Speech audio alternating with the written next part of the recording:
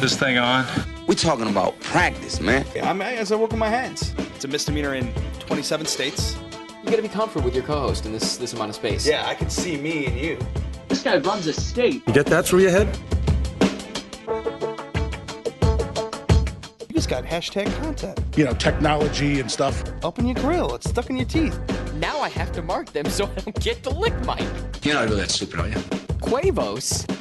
I'm just here so I won't get fined. We're gonna have a lot of editing this time. The ceiling is the roof. Let's make it happen. Lights, camera, action, back on the gridiron. Week 1 of college football was a 4-day bender. Orange rind, more like orange grind. Their way to a Week 1 victory, Matt Hauswirth of CNY Central comes on to talk Syracuse football. Plus, the cuts are in and they're deep. Who's left standing in Buffalo? Well, we'll try to take you through it. The league chat room isn't safe. TBD is drafting fantasy live-ish on the show. To be determined. It's here.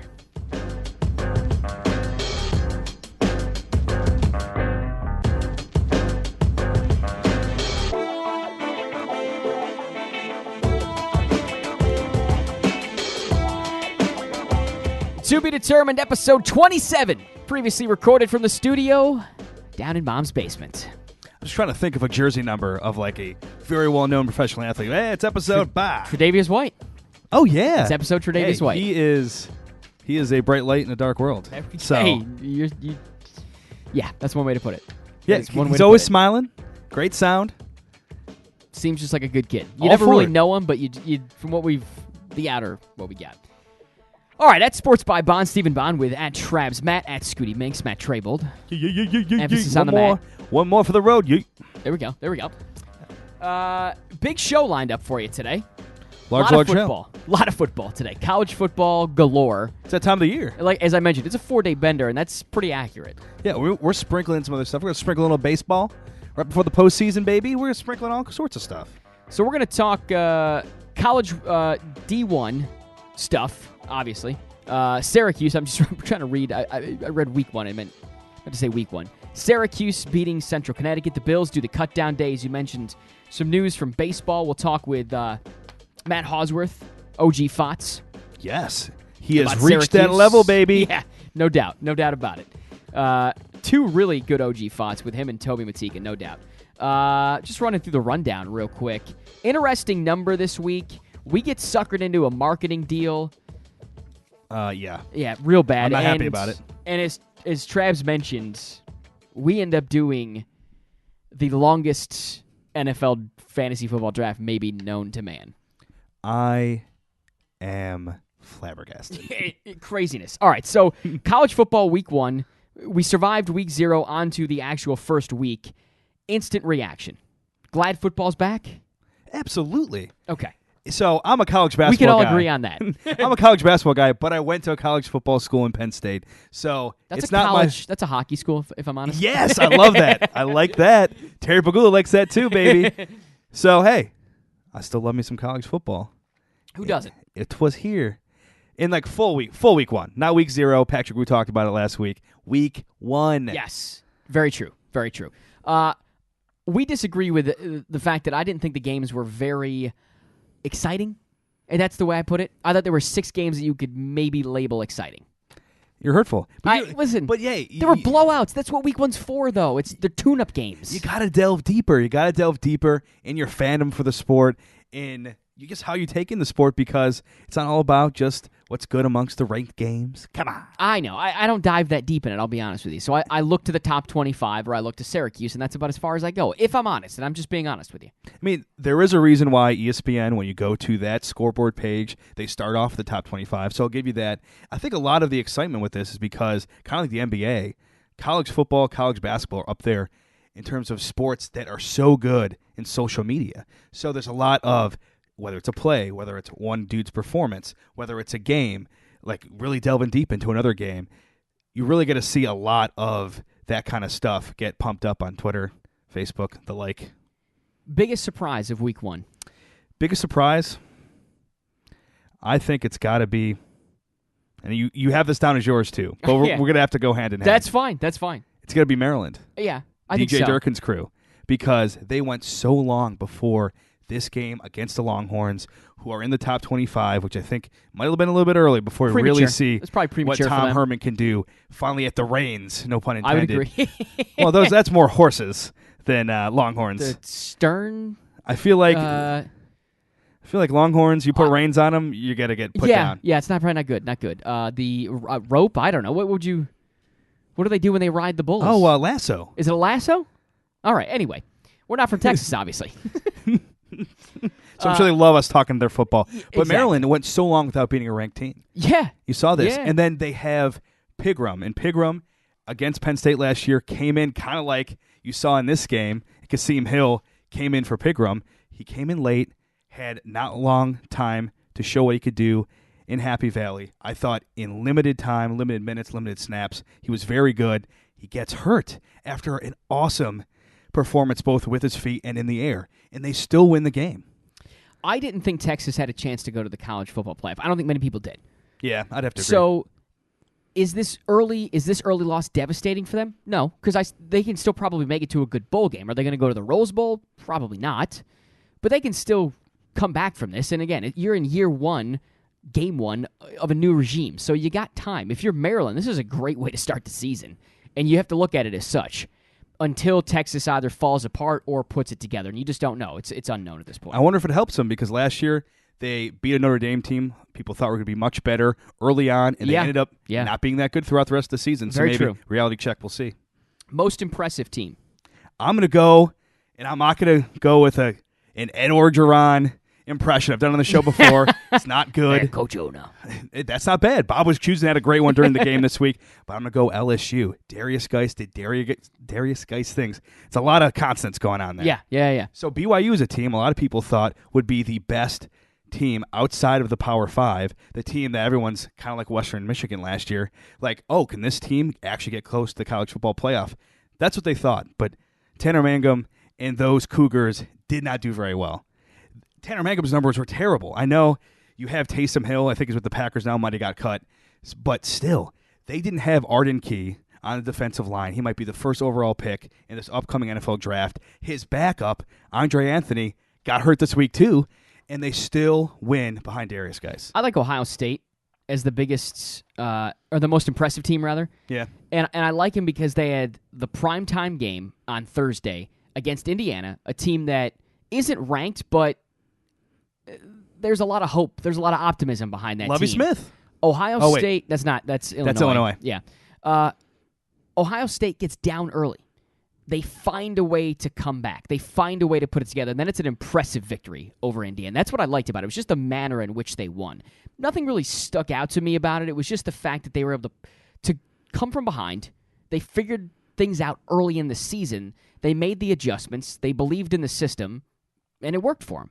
And to me, that's impressive when you're the number 2 team.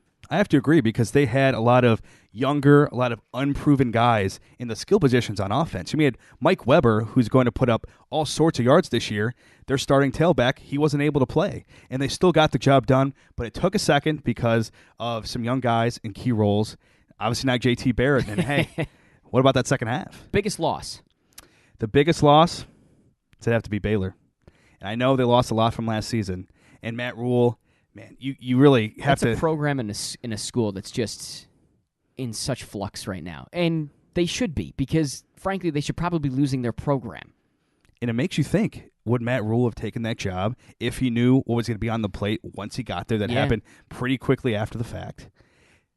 So, I mean, Liberty and Coastal Carolina are the two teams transitioning into D1A right now. Right. And Liberty beats them. Yeah. And they're a 2019 full transition team, unlike Coastal Carolina, who beat UMass this week.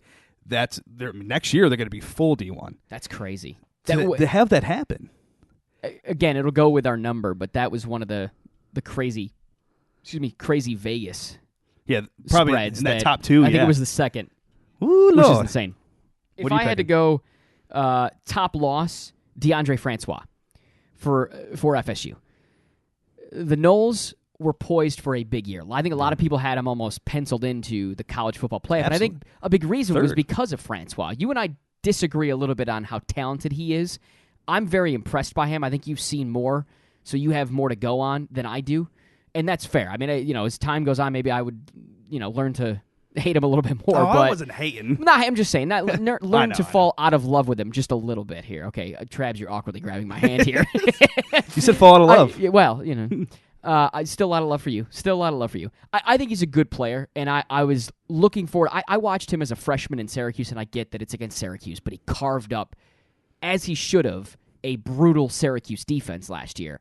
He came in as a freshman and did what he was supposed to do. He didn't play down to his competition. He did exactly what he was assigned to do for that game. I was very impressed with him, and it's a huge loss because I think it instantly takes that team out of the running.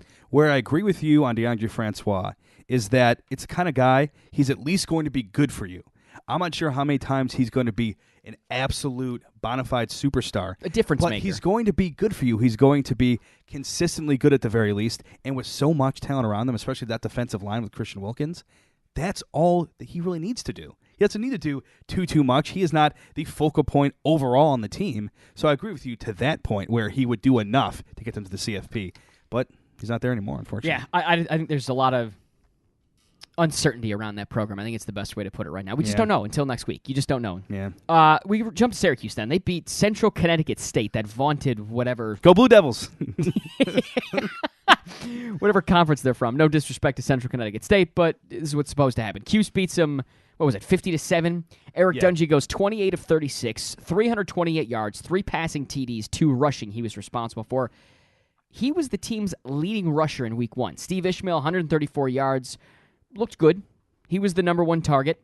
Irvin Phillips, 71 yards and a TD. Dante Strickland struggled to get going. We're going to hear from Matt Hauswirth in a little bit talking about Dante Strickland. Only 38 yards and a touchdown. That's not good. This team struggled to run the ball last year, and I really thought it was a lot to do with that offensive line. I didn't get a chance to see the game because I was calling another game, so I'm not quite sure if it was the line or if it's Strickland. But either way, if this Syracuse team has any hope of trying to win more than 2-3 games this year, they have to get Strickland going. You have to be balanced. Because guess what? Your quarterback cannot be your leading rusher, and you make it to a bowl game. So there's 2 ways you can look at that. You're like, oh, it's very impressive that Eric Dungy, who I think is most known for being a passer, that he can be a leading rusher. Like, oh, is that very impressive for him, or is it very glaring for the rest of the team? Yeah. I think it's the latter. Because you don't want a guy with all of his injury issues over his career. This is a guy that was on so many watch lists coming into this season as someone a lot of people think could be very good. You don't want him getting out of the pocket that much because you don't want him getting hurt. You want to have those opportunities dwindled a little bit. He's a little bit like Tyrod Taylor in the fact that he's not afraid to get out and scramble and use his legs. Definitely He's not nearly as athletic as Tyrod is, but you have that argument in your head, and I'm sure the coaching staffs have had this battle about what do we do with him? Do we let Eric Dungy be Eric Dungy, or do we try to make him into something he's tough. not? Because he's an athletic guy. He's a smart quarterback. He can make the plays with his arm. But at the same time, he does make things happen with his legs, and it keeps defenses on your toes. So, listen, they pay those coaches a heck of a lot more money than I'll ever get paid to be a coach. Let him figure it out. That's the idea. Let them figure this thing out because, listen, I'm not going to tell you what to do with him. I agree. It's such a tightrope for that coaching staff because of its injury history. But, hey, I want him to stay in the pocket a little bit more because even though Editawo, I think he was named to the Jaguars practice squad today. Yeah. Here on Sunday as we record this, even though he's gone, they have a pretty good, I know this is Central Connecticut State, they have a pretty good receiving corps. Patrick Wu last week talked about Steve Ishmael. He went out there and he made him look smart. Yeah. He's making us look smart for talking about him right now. He did very, very well. Yeah. He's a good option. He's a big kid, too. He's just strong. He's a strong athlete. All right, next up, one more note, quickly. Cuse looked dominant, made it out healthy. That was the point of this whole thing. Next up, Middle Tennessee State. They lost to Vandy 28-6. Now, this Middle Tennessee State team was supposed to be a lot better than this. They should have probably handled Vanderbilt. That's a beatable power conference team. You're supposed to be able to do a little bit more against that. I mean, Richie James, Chris Trapasso, congrats to him. He just got scooped up by the Buffalo News. He's been doing analytical and NFL draft stuff for them. He wrote an article recently where Richie James was going to be one of the most underrated. He's a wide receiver for the Blue Raiders. One of the most underrated NFL draft prospects for the year of 2018. So they have guys that can do things. They only scored 6 points against one of the worst, not only SEC teams, but power conference teams. Yeah, not good.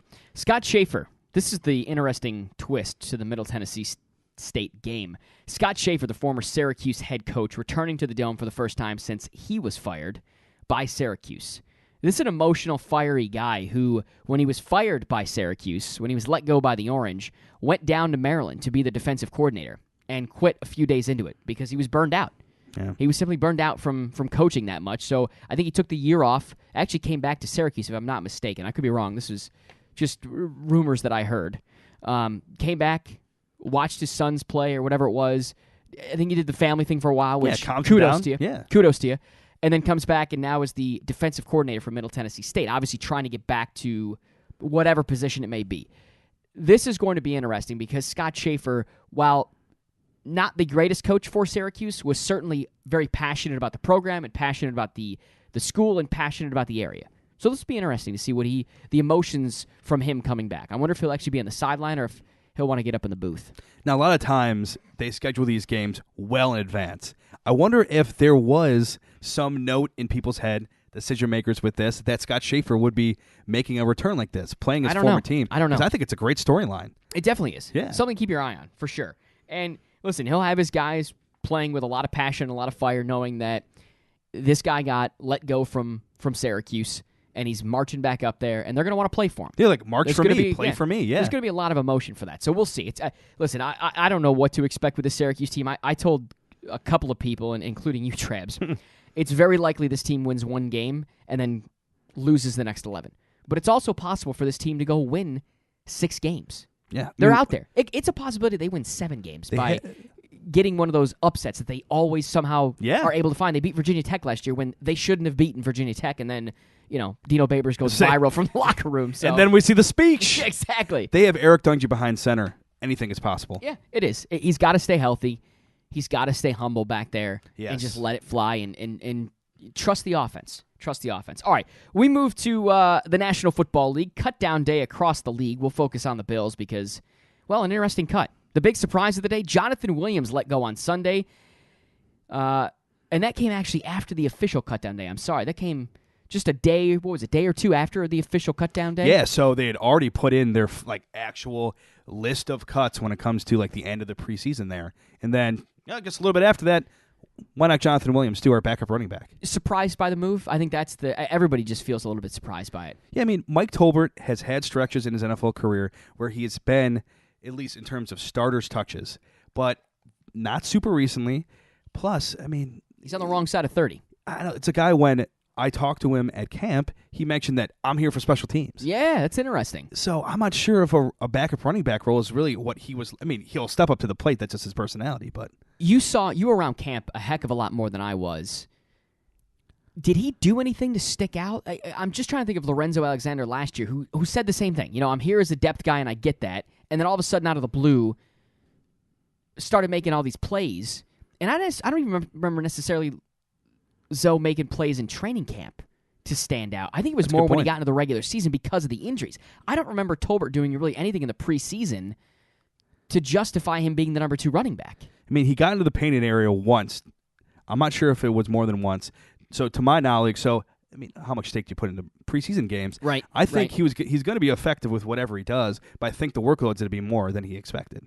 Gerald Hodges, backup linebacker, gets let go too. That was maybe the biggest surprise on cut down day. Was he let go on cut down day? No, I think he was with Jonathan Williams after the fact. Oh, he was after the fact too. All right. Look at that. So a definite special teams guy, a depth guy yeah, in your linebacking core, and an already questionable linebacking core gets let go.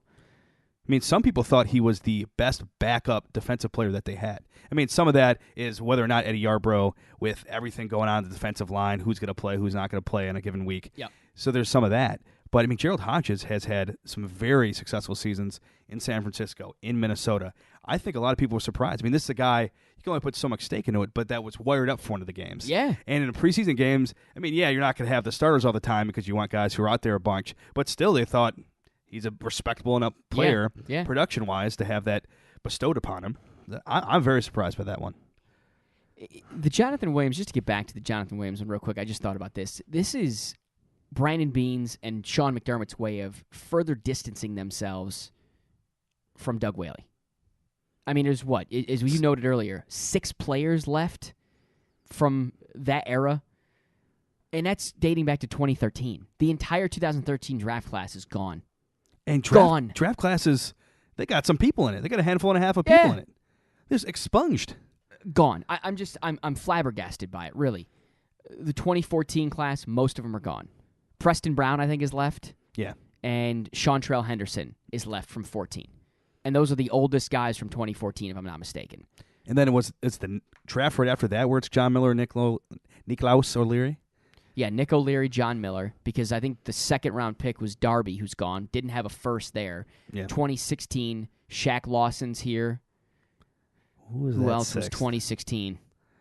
Oh, man. We talked about this. Jonathan Williams gone. Oh, it's first name, last name. Yeah, him, right. Anyway, so the idea is they're further distancing themselves. This is great radio. Further distancing themselves from Doug Whaley. And it couldn't be more apparent that they literally, somehow they've convinced Terry Pegula to tear everything down and let us go to work from the ground floor. Let us build the foundation and go from there. And they can't say that it's not intentional. You can if it's like a handful and a half overall, but not per draft to a certain degree. This kind of numberage, it's fishy. If they come out and they say that they're not trying to do that with the Doug Whaley era, that'd be ridiculous. The numbers are there. I don't buy it if they're saying it. I really don't. Too many guys are gone from those guys, from those picks. I'm just trying to look. Shaq Lawson still here. Reggie Ragland gone. Oh, Adolphus. Adolphus Washington. That's our 6th. That's the 6th. Adolphus. Yeah, Cardell gone. Was it? Man, Jonathan Williams gone. Colby Listenby gone. Kevon Seymour gone. Was he ever really here, though? I mean, that's not really his fault because of injuries. But... Now, Listenby was always banged up. He was going to be that speed guy that the Bills always seem to have hanging around for whatever reason, from TJ Graham to Marquise Goodwin. Yeah, there's always some speed guy here. World, Wisconsin. So, anyway, let's put the bump music in. We'll get out of this block. A lengthy block, but a lot going on. College football. Matey block? NFL. This was the last Sunday without NFL football until February, so we survived, everyone. All right, round the corner. OG Fots, Matt Hauswirth going to talk Syracuse football a little more. We're going to dive in to the ACC and go a little broad with college football. That's next on To Be Determined.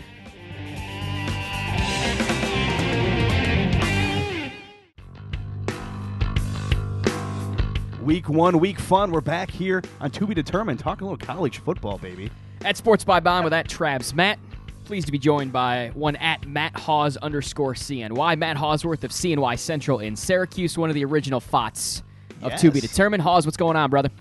Hey, good. How are you guys? It's been a little while. It's been a little while. We can't go too long without talking to you, Toby, guys like that. So absolutely, got to do it. Got to spread the love a little bit. Exactly. Haws covers the Syracuse Orange amongst a bunch of other things, I guess. Many things. Our focus today is on the Syracuse football team. We just got done with Central Connecticut State, the powerhouse in whatever conference they play in, I'm sure. The Orange going 1-0, beginning 1-0, expectedly, I would say. This is no shocker here. So, Haws, we'll dive right into this game. Syracuse opening that season with that resounding but expected victory, 50-7 the final. Overall, how did the Orange look in this, quote, tune-up game? I think they absolutely looked the part. I mean, this was a team that going in was the line on the game in Vegas was 48.5 points, which, if you can remember the last time Syracuse was favored by that much, please tell me, because I'm not quite sure.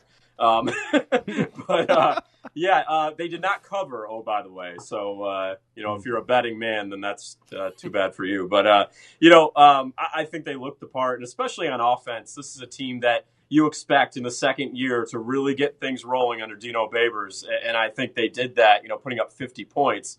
The one glaring issue is the running game. Eric Dungy was the leading rusher in that game on Friday night, and that's a big problem. He cannot be running the ball like he did the last few years because, as we've seen, what results in that is him getting injured and nicked up, and then this team just kind of falls flat on their face in the second half of the season. If Syracuse is going to do anything this year, Eric Dungy needs to be on the field at all times, and that running game has to get going. Dante Strickland, he's a junior tailback out of New Jersey, a guy who was highly sought after on the recruiting trail, and he really hasn't done a whole lot up to this point in his career. So they really need him to start to pick up the pace and move things here. But defensively, they looked good. Antoine Cordy, the junior safety, redshirt junior, he actually got hurt in the game, was taken off, I believe in a stretcher. It might have not have been a stretcher, but he had a couple of guys picking him up to take him off the field. I did hear that it might be a high ankle sprain of something of that nature. So he's a guy that they're really going to need in that back end of the secondary against some of these great ACC teams. When they throw the ball. So all in all, I think it was a great showing. It was a game they were supposed to win. They did win it, and now it's on to Middle Tennessee State next week. Their secondary last year too was troublesome. So and you hate to see that high ankle sprain stuff because you just don't know how long it's going to linger. So either way, tough to see. Hey, it's good to start with the tune-up game, like you said. Yeah. So you mentioned Eric Dungey. He's the focal point. Had overall 5 touchdowns against the Blue Devils. Does Eric Dungey look like the Dungey of old? Yeah, I think he looked absolutely terrific. There were a couple times in that game where he took off on a QB keeper and actually got flipped in the air. Wow. Did a flip, a somersault, and came down. And I think everybody in the dome kind of, like, oh my goodness, let's chill out here. But he's a guy who just has to stay healthy, and if he does, as we've seen, he's a guy who can put up numbers. But this offense revolves around him. Dino has been on record saying that his offense really starts to click middle of the season, second year. Now, we're in that second year. He said between games 4 and 6 is when this team, or his offense is in the past, his last few stops at Northern Illinois and Bowling Green, his offenses have really started to click. So if that's the case, this year it would be against LSU, but I'm not quite sure if the offense is going to click against that defense. But this is an offense that should be ready to go. And they looked the part. And Eric Dungey, as you were saying, Matt, is a huge piece. If he gets hurt, then things will go downhill in a hurry. Yeah, completely changes the outlook of their season. Yeah. If the schedule doesn't do that already. Outside of the QB, Haus, which player stood out the most to you? Steve Ishmael, a wide receiver, 12 receptions, 134 yards on the day, no touchdowns. But, there's a guy that has been with this program for a few years now and has so much potential. I mean, the guy stands around 6'3", 6'4". He's a tall guy, big receiver from Miami.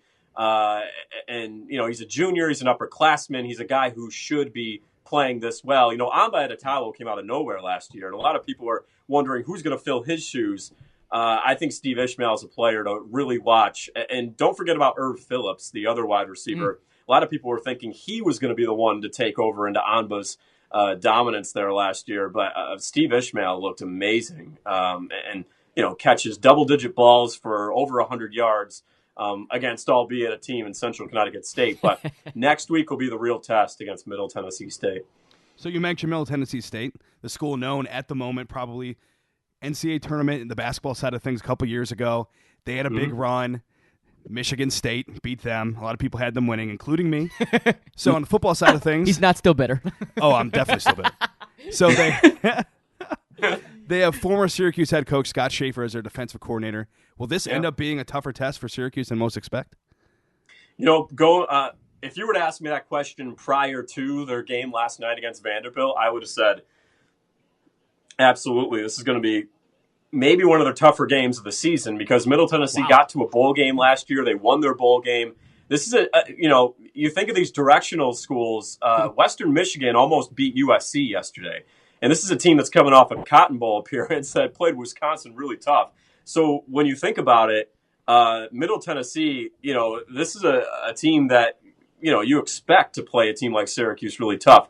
But after watching them last night, they were on in prime time. They were at home, albeit, against Vanderbilt, an SEC team. Wow. They lose at home 28-6. Ooh. So what does that say about them? I would say a team in Vanderbilt that's very beatable out of the SEC. And you expect Middle Tennessee to be at home to beat them. But that wasn't the case. So I think a lot of people kind of, woke up feeling a little bit better about that game, knowing that, they didn't look too good, but they do have a quarterback to look out for. Their quarterback is an NFL prospect. And of course, you put that Coach Schaefer angle into effect, and they're going to come ready to play. Yeah. It'll be interesting. All right, as I noted here, Haws, cute, and really it was just autocorrect that bit me again instead of Cuse. 1-0. But the rest of the schedule, as we're just noting with the next game in Middle Tennessee State, is no walk in the park. So thinking broad here, as we look across the schedule and now seeing Cuse for one game, does this team have a realistic shot at a bowl game, or is it going to be a long, long season for Syracuse? I think there is a shot. I know they've got top 5 toughest schedule in the country, and goodness, I mean it's a hard schedule. You play in that side of the ACC. Good man, you're playing Louisville, Florida State, Clemson. Not to mention NC State's solid. Pitt is solid. I mean, BC and Wake are the only winnable games, I would say, in that side of the ACC. But these first 3 home games, if they go 3-0, playing directional schools, Middle Tennessee, Central Michigan, they go 3-0 there. You probably expect them to lose on the road at LSU. And then on the back end of the schedule, they have home games against BC and Wake. You got to imagine those 2 games will be wins. So there's 5 wins. So that makes one more win. They got to get to 6. So I would say the home game against Pitt or the away game at NC State. One of those 2 games they have to win to get to 6 wins. I think it's doable. But then again, a lot of this hinges on Eric Dungy. And, if he does listen to Dino Babers and doesn't stop, keep running the ball the way he is, he's got to stay upright. And it's crazy because I've never really seen a team, their destiny hinge on one guy. And literally, Syracuse, the difference between a bowl game and a non-bowl game is the health of Eric Dungy. It's amazing. That dude's got to learn how to slide. That's it. Just got to learn how to slide. Flips? Multiple flips? Yeah. That's pretty unacceptable. So moving to the... yeah, it's like, come on, my buddy, come on. Yeah, just tumble. Little gymnastics action for you. Yeah. Moving to the ACC as a whole, big shakeup Saturday night. The big news, Florida State, maybe for the entire season, lost quarterback DeAndre Francois. Left in the second half, apparent knee injury. How does this injury shake up the conference? Yeah, I think it definitely does. I believe Louisville beat Purdue last night, but they didn't look great in doing so. So I think this conference is a little bit more wide open than people are led to believe. Clemson looked fantastic, even though they're plugging in a brand new quarterback. I think what a lot of people fail to recognize is that a team like Florida State, you lose obviously a fantastic player like DeAndre Francois. A program like that just plugs in the next 5-star recruit. So it's like, it's really there isn't too much of a downfall. Whereas Syracuse has to plug in a guy like Zach Mahoney, who was only getting FCS offers out of high school. But I think Florida State should be fine. But at the same time, when you go up against a top 5 team like Alabama, I would say Alabama might be a top 1 team. I don't think anyone's better than them this year. You go up against a team like that, your flaws are really going to show. And honestly, I was watching that game last night. I was just wondering why he was still in the game because it seemed like it was out of reach. Yeah. It just seemed like Florida State was reaching for something that wasn't there, and then these are the kinds of things that happen. So it's extremely unfortunate, but yeah, I do see it shaking it up a little bit. But at the end of the day, it's Clemson and Florida State. One of those 2 teams is going to win this league, and that's the way it's going to be for the foreseeable future. It's good stuff. Haws is a West Virginia alum. Covered the Big 12 for what, 2 years? Yeah, 2 years. So Haws has been around the college football, basketball, college athletics landscape for quite some time because before that he was covering WVU exclusively for a while. So he's very familiar with the Big 12 and college football as a whole. So, one, as a self-proclaimed lover of college athletics, 2, as a West Virginia alum, and 3, as a guy who's covered it forever. Where do you see your alma mater this year? We're recording this on a Sunday afternoon. They don't play until Sunday night. So just big picture then. Obviously, we can't predict the game or break down the game, but big picture for the Mountaineers this year.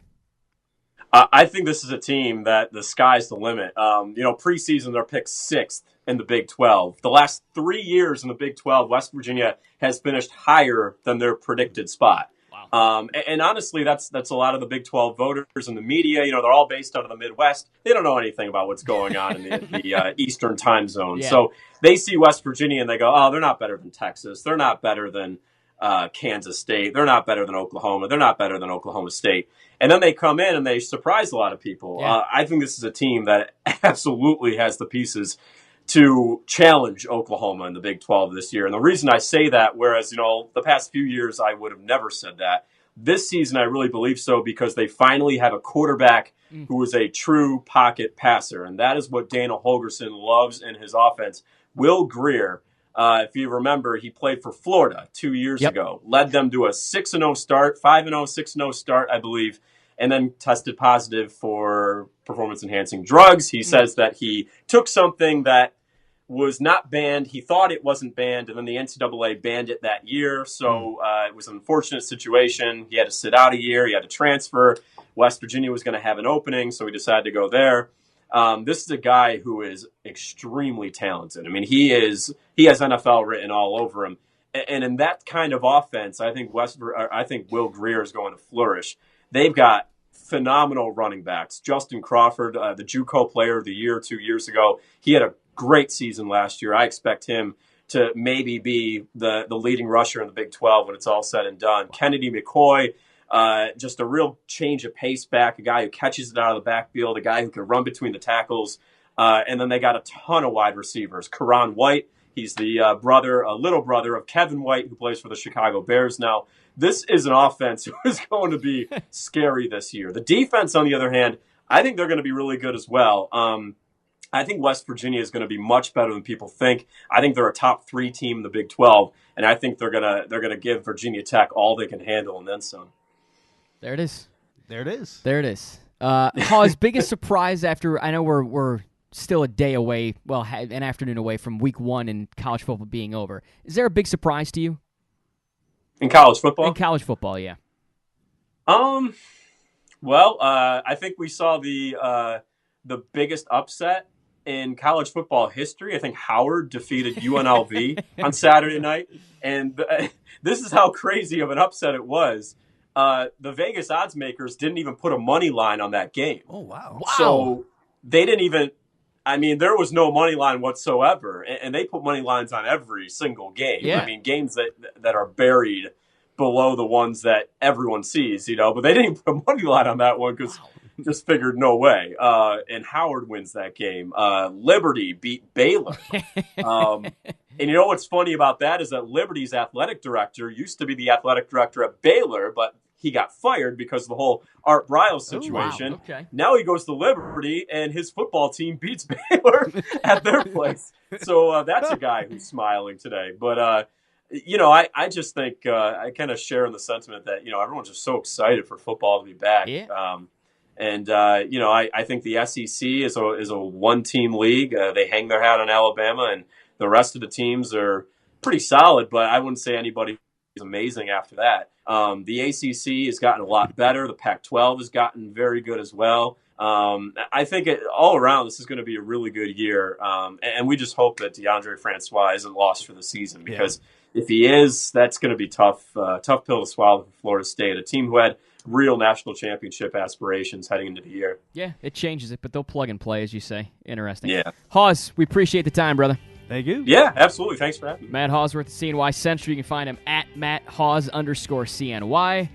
Friend of the show, original Fots. We love bringing him on for any and everything, any and every topic. All right, segments. Haus really broke the tease down for us. We were going to talk about the Howard game next in segments, so that's what we got for you. Hey, go Bison, okay? Just one. TBD.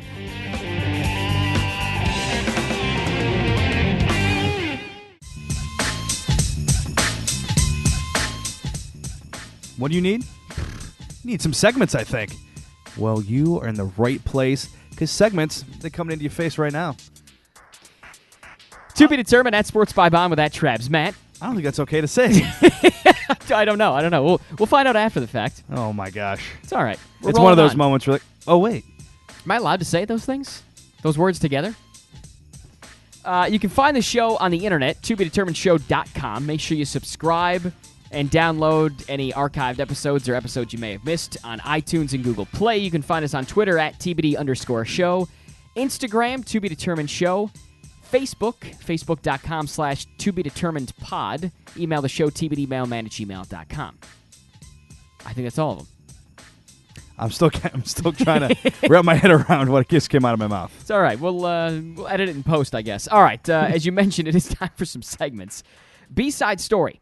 MLB playoffs are around the corner, I think is the best way to describe it. We're under 30 games away from most teams. I think almost every team's under 30 games at this point. Yeah, but between 25, 30 games, I would say. Somewhere in there. Playoff contenders making moves is really the B-side story, only because college football and the NFL cut down were this weekend, so it's just bigger news now that football is back. MLB going to take a back seat really until we get to the postseason. Yeah. And then everything's just crazy from here on until because football next summer. Post-trade deadline trades, waiver trade deadline. This is all very confusing to me. I don't understand how this works. Why do you have a trade deadline if you can trade post-trade deadline? It doesn't make any sense to me. But either way, the Astros adding veteran pitcher Justin Verlander, a.k.a. Mr. Kate Upton. And as you mentioned, he clears waivers, so no other team wanted him, and then the Houston Astros sign him. That is one of the enigmas of the MLB to a certain degree. I'm very confused by this whole process. But it's something that it's not new, so that's just kind of baseball. I know. They have all these interesting rules. Yeah. It's so backwards to me, but the point of this is how much does it make the Astros better, and if so, how much? Oh, it's huge. Okay. I mean, granted, he's not maybe as successful this season as a Brad Peacock. Lance McCullers Jr. is a little bit better in the first half than he is in the second half now. Obviously, Lance Keuchel. So I got Lance on the mind. Dallas Keuchel. I was gonna say, Dale Lance. I almost called you out for that one. Even I knew that one. Dale Lance. I know, right? Jeez. Dale Lance Keuchel. We'll just mix them together. He's obviously the ace. New All-Star. But hey, this is somebody that has pitched in big-time games at the end of season. Got So the it definitely experience. could not hurt, even though this is not his best season on the mound. And hey, this is not a playoff contender. For a long time, this has been a playoff definite. Yeah. So it definitely could not hurt. That's going to bolster an already good rotation. And, man, they're going to need it because a lot of people are thinking it's them and the Dodgers. Kind of no-brainer, but that's just like quick thought. Obviously, other teams could vie for it. Sure. But that'll definitely help if they get far like they think. And then I think everybody thinks. You need they can. experience when it comes time for September and October, and you're getting deep into the season, and then, of course, as you get ready for the playoffs, you need those guys that have the experience, and he's done it. Yeah, and a lot of their big arms this year, not a lot of experience, especially when it comes to the postseason. A lot of youth just across the board. And, hey, the Angels you really have to look at as well if we're going to keep in the West there, in the AL side of things. They had Justin Upton and Brandon Phillips. And these are like massive, massive names. All-stars are being moved in the waiver trade deadline as opposed to just a trade deadline. Yeah. And that's just a big, and it's so many this year. I mean, Justin Upton's having another unbelievable season. Brandon Phillips, we're used to seeing him have better power numbers, but this year he has a great average. So maybe a little bit of flip-flop there when you look at how he's hit during his career. But, hey, they're not going to win the AL West. But there is such a logjam when you look at the wild card standings right now in the American League. So that's absolutely going to help. They've got a couple starts already under their belts there with the Angels. So we'll see. I mean, the Twins, Yankees, so on and so forth. There's a lot of teams still vying for it in the AL. We'll see if that's enough. All right, by the numbers, the number this week, 45. As in the number of points the UNLV Rebels were favored to win by against the Howard Bison. Is it Bison or Bison? It's always the debate. In Western New York, it's Bison. We'll call them Bison. It shouldn't be the same everywhere if it's a word. I don't know. It's the word. Who knows? Tomato, tomato. It's like read red. Howard had other ideas, though. Bison overcame the biggest point spread in the history of college football, beating the Rebs 43-40 in Sin City. This story, of course, our Fots Matt Hauswirth sort of ruined by saying this was his fun moment of the college football week one. We're just giving you numbers, though. The point spread was 45. This game ended up being 43-40. And, oh, by the way, UNLV had to pay Howard a cool $600,000 just to come out and play him. This is huge. It's just so funny that this happens, and it's a team involving Las Vegas with all the sports books there. Yes. And it just needs to be said. It needs to be said. Honestly, did not know that they changed their logo. So I told you when we were producing, hey, just go check that logo. For check the Howard logo. Yeah. And sure enough, they had changed it. It used to be essentially the Bills logo because they just threw Bison into. They just threw the word Bison into the streaking buffalo. There's just so many interesting aspects of this. You look at the fact that Cam Newton's little brother is in it. I mean, Yes. Chauncey Chisholm, who is a Rochester kid, turned Syracuse kid. He transferred there over the summer. Transferred to So UNLV. he is part of it. Cam's brother plays for Howard. Yeah. Yeah, there's some star names there. Well, I shouldn't say Chauncey Chisholm is a star, but like there are some names there that have connections and whatnot. This is just a wild story. It amazes me, and this isn't anything new, that these teams pay lower, I don't want to say lower class, but lower rated teams. They're just not, you in essence pay the scrubs of Division I to come play the big boys so that you can have a tune-up game. That's all it is. It's exactly what Syracuse is doing with Central Connecticut State. I don't know if they paid him or not. I don't know if Syracuse paid to play them, but They usually do. These that's games, the idea. Absolutely. You know, you think back to Michigan Appalachian State a couple years ago as the big upset, but this one obviously maybe not big in terms of who was involved. Just you've never seen a point spread like this. And you've never seen a result connected with that point spread, I guess. This is just a wild story all around, and the fact that it is in Vegas, as you said, just makes it all too perfect.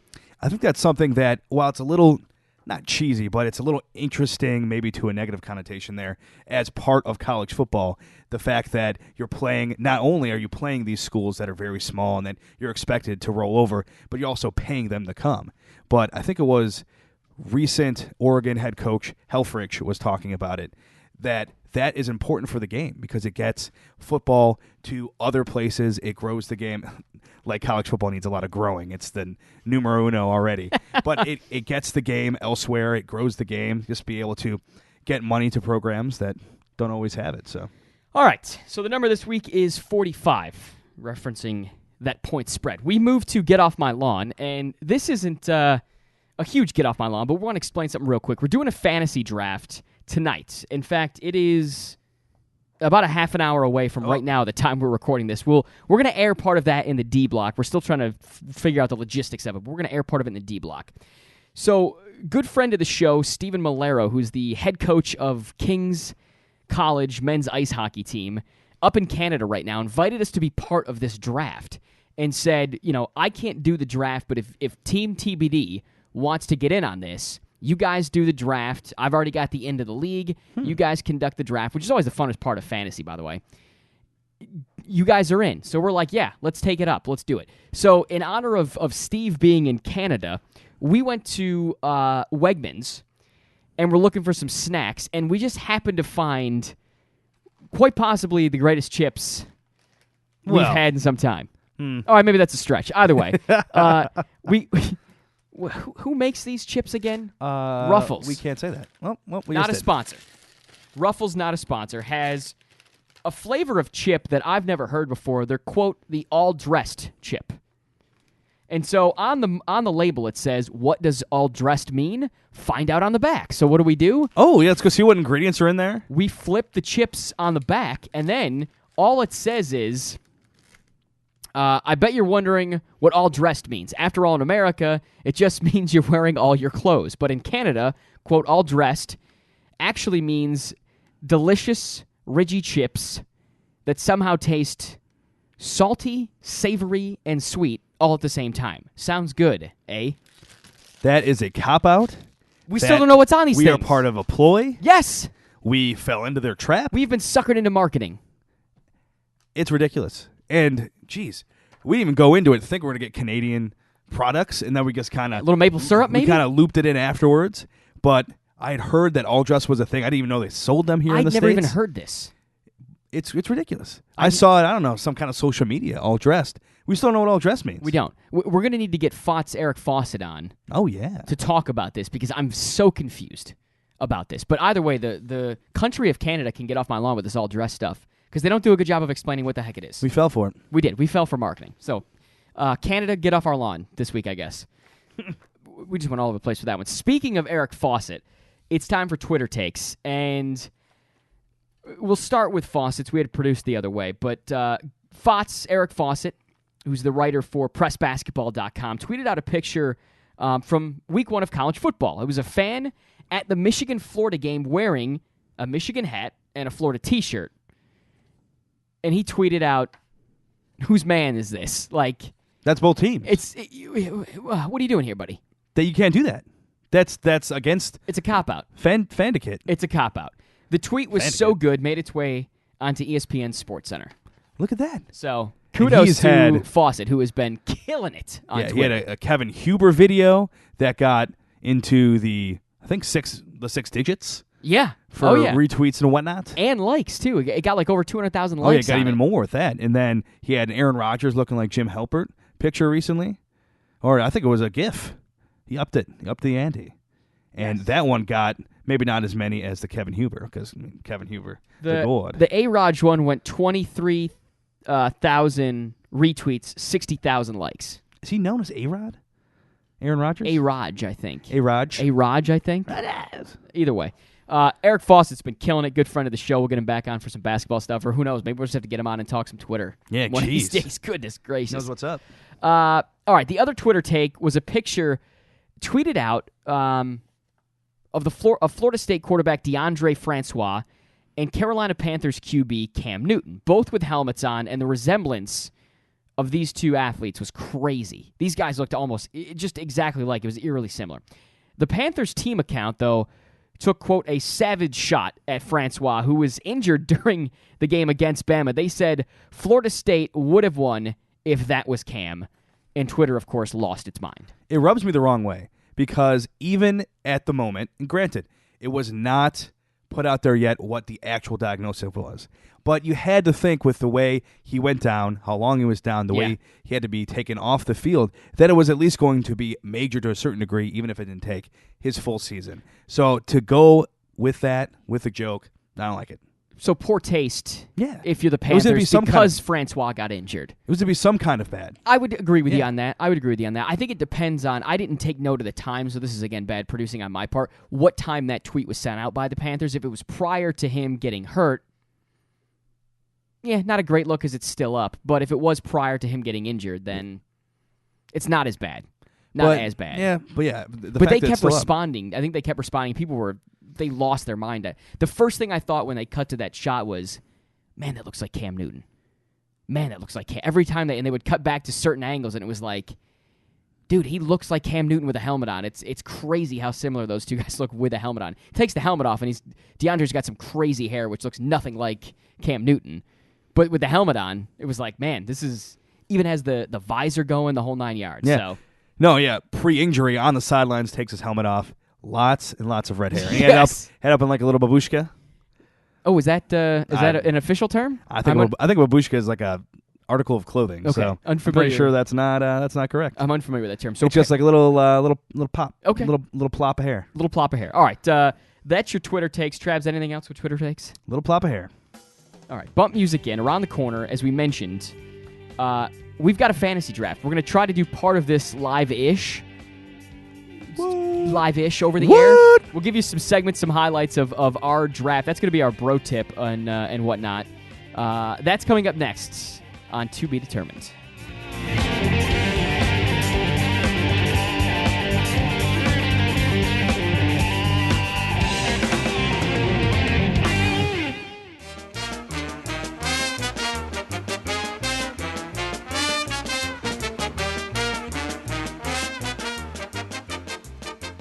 All right, we are 30 seconds away from a live draft. I'm very excited. This is exciting. We've got some chatter going. For the record, we don't know anyone in the league other than one person, and that goes for Steve, our general manager, for lack of a better term, who got us involved. All right, 10 seconds away. We're hoping to hear the bell here. I don't know if there's going to be a bell. I'm going to turn it up. I'm going to try to. Honestly, I'm looking forward to just... And there's no sound. The timer, there's no sound. Okay. There's no sound. We're going to have to put a bell in afterwards. Ring. That was very anticlimactic. We hooked this up to the board to make sure that we could get the ding. So in the chat room, Joe J says, and we're off. That's classic Joe J. We don't know these guys, and I'm definitely looking forward to making fun of them. Oh, David Johnson, the first player off the board.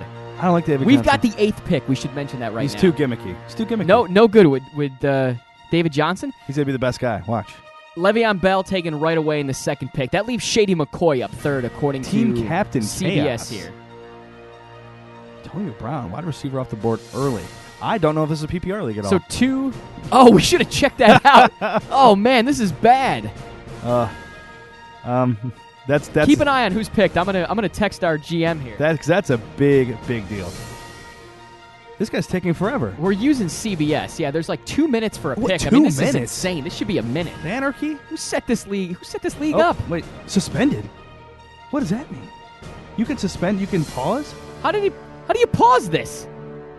Oh, he picked a Jai, so we're up. All right. 151. We're on the clock here. 150. 140. This is how we're going to do every pick, guys. 147. Who are we going with?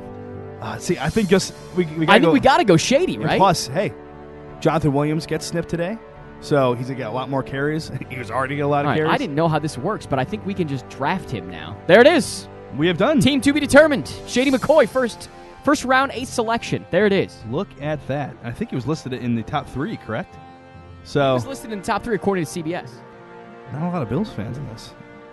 Our update from GM says we need a good QB, but what he doesn't realize is it's That's still early to get a That's still QB. early to get You QB. got to get your skill guys. You got to get your receivers and your running backs. Let's see. Zeke is gone, and we're on the clock. Oh, yeah, we are. Drew Brees. You think Drew Brees? Drew Brees. Over if it's between Drew Brees and Todd Gurley. I kind of like Gurley or Brees, one of the two. Oh, if we're picking, it's got to be Brees. You think you like Brees? Of those you don't two? like Gurley. Gurley's just, you I think can't trust him. You can't trust him over his career so far. All right, I think we're taking Brees then at 38. Is this the wall for him, though? That's the question. Ew, neither picks are great. Todd Gurley has to prove a lot more So to we're me. going Drew Brees then. Drew Brees. Drew Brees it is. That means Todd Gurley, what, MVP?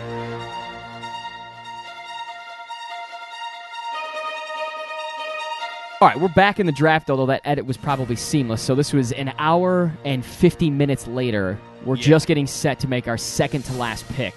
All right, we're on the board. Crosby off the board, so we're going on the board. for- We're looking for a backup tight end at this point. So, Evan Ingram. Hey, Evan Ingram. Ole Miss. Antonio Gates is out there. Chad Kelly made him what he is. Antonio Gates is quite old. Oh, my gosh. We are having... Oh, no. Click on 5. This is a disaster. We got 32. 30 seconds. 31. All right, we'll take him. Okay. We got him. Now, this Evan Ingram. You know what I look for in a fantasy kicker? Not speaking English until the age of 12. And that's what we have with this guy. That's my breakdown. We're going to do Mid-show? rock, paper, scissors. All right, I'll rock, paper, scissors you. Rochambeau. Best out of 3, Rochambeau live on the air. Here we go. Ready. Rochambeau. Rochambeau. That's one for me, baby. Run for Young Hoku. Ready. Rochambeau. That's Young Hoku. Yes. Who goes back-to-back paper? Oh, baby. Who goes back-to-back The paper mill's in session. Dunder Mifflin. Ridiculous. All right, that'll do Mifflin. it for the 2017 TBD NFL Fantasy Football Draft. All right, time for It's Got Legs, a story that we think is going to continue to make some headlines in the weeks, days, months, years, whatever it might be, leading up. Just something to keep your eye on. Has the Mayweather-McGregor fight sparked a potential wave of crossover fights? It looks like it may. It may have. Because news today, Dana White, I assume you know the name, UFC president, UFC everything, and I think his name is Eddie Breen, or Eddie Hearn, who is a big boxing promoter. They are reportedly in contact to have a heavyweight version of Mayweather-McGregor with Anthony Joshua, one of the heavyweight boxing champions right now. Yep. British guy. Just beat Vladimir Klitschko in maybe the best boxing match in a very, very long time, especially in that weight class, against Alistair Overeem, massive Dutchman, maybe the biggest ever UFC fighter. He had the belt back in the day, not super, super recently, but them fighting in the octagon, no less. Yeah, that's interesting. I kind of like this. I think it brings... I think if these two sports are smart, and really I think right now it's almost a 50-50 spread, but it's going to be boxing leaning on MMA more in the future because inevitably boxing is going to take over. I think it's just a matter of time, and I think we all sort of agree on that. But I like the idea of these mega fights to keep both around. And we got what we wanted on Mayweather-McGregor for the most part, and it brought both sides of the aisle together, so to speak, because you have, just like Democrats and Republicans, you have boxing purists and you have new wave, new age MMA guys, but it brought both of them to the table to enjoy one spectacle. If this is a heavyweight thing, I mean, we haven't had a notable heavyweight fight that we cared about in America for some time. I mean, really, it's been a long, long time. So I'm in. You got my pay-per-view, I guess. With there being so many belts, stuff is diluted in boxing, especially, I would say, in that weight class. And to have this go on, Anthony Joshua is the best champion in that weight class in a very long time. I never thought it would go to the octagon. That's what I want to ask you. Are people more intrigued the fact that it would go from the boxing ring to the octagon to bring those boxers in? Or do we want to see what McGregor did and be the MMA guy that goes to boxing? I kind of like bringing a boxer to the octagon. That's going to be so much more time you would think he'd have to put in to learn all the ins and outs, at least to be serviceable in one of these fights. Because, geez, the other way around, 2 months down the road they put this thing together? Because it's a little bit more relatable when you're doing that. So an MMA guy going to boxing. Yeah, it doesn't need as long. I got you. All right, we turn to thank yous. Our thanks to OG Fots, Matt Hauswirth of CNY Central. Haws talking some college football, mainly Syracuse. He'll be back on later on in the fall as we get ramping things up, I guess. Our thanks to our new Fantasy Football League general manager, Stephen Malero, the head coach at Kings College men's ice hockey. Travs, my thanks to you for showing up. Make sure you check out archived episodes of TBD on tobedeterminedshow.com, and more importantly, download, subscribe to To Be Determined on iTunes and Google Play. All the social media links on the website. Our thanks to senior producer Mitch Beluco. Our thanks to executive producer at Sports by Mom. Anything else, Travs? I want to thank Young Ho Koo for our eventual fantasy football championship. All right, later, boys.